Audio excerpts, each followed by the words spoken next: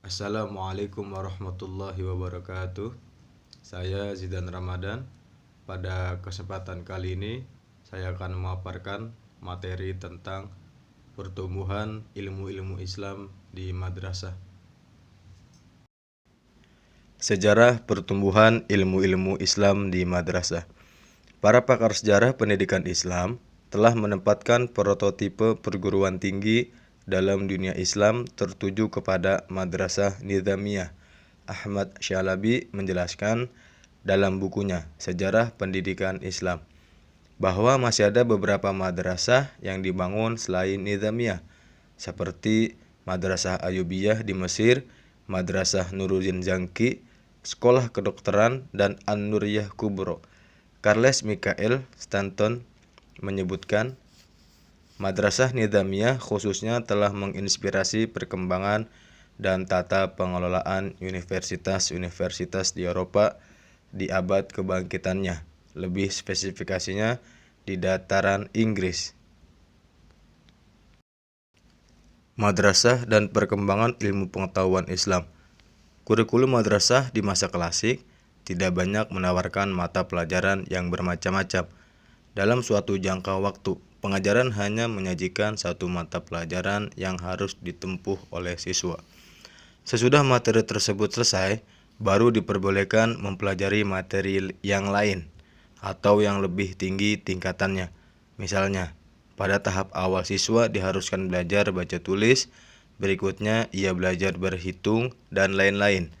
Hal ini disebabkan karena belum adanya koordinasi antara lembaga-lembaga dengan pemerintah seperti pada saat ini. Meskipun pada kasus tertentu, penguasa turut mengendalikan pelaksanaan pengajaran di madrasah-madrasah, sedangkan proses belajar mengajar sepenuhnya tergantung kepada guru yang memberikan pelajaran.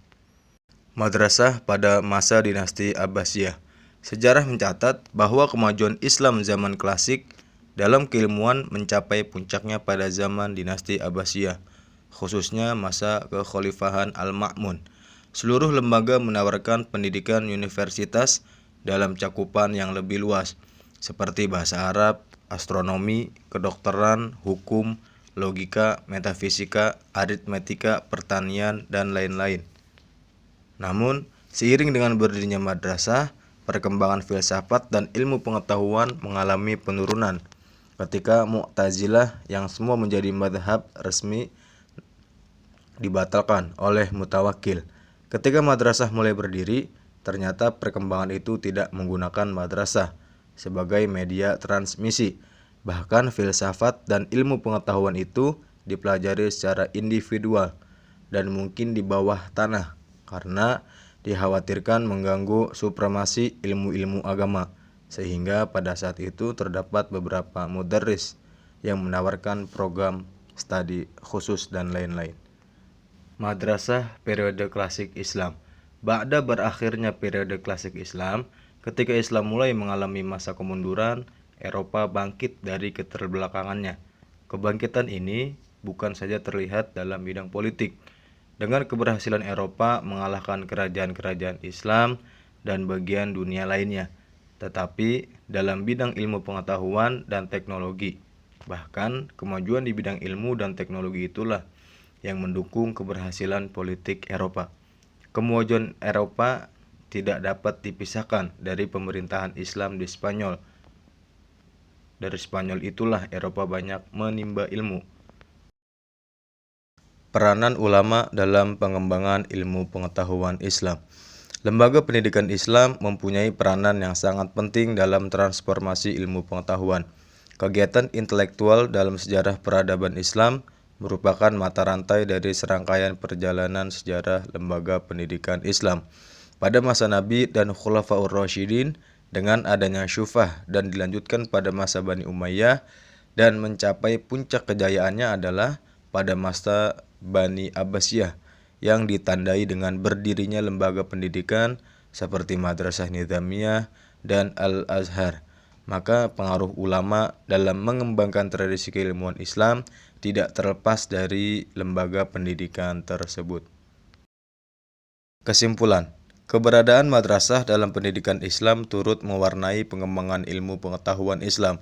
Hal ini terbukti dari banyaknya ilmu pengetahuan yang berkembang baik yang dikembangkan pada masa dinasti Umayyah maupun dinasti Abbasiyah. Ada juga madrasah yang mengkhususkan diri mempelajari satu disiplin ilmu tertentu, misalnya madrasah nahwu, madrasah tafsir, atau madrasah hadis, yang pada gilirannya membawa perkembangan pada ilmu-ilmu tersebut.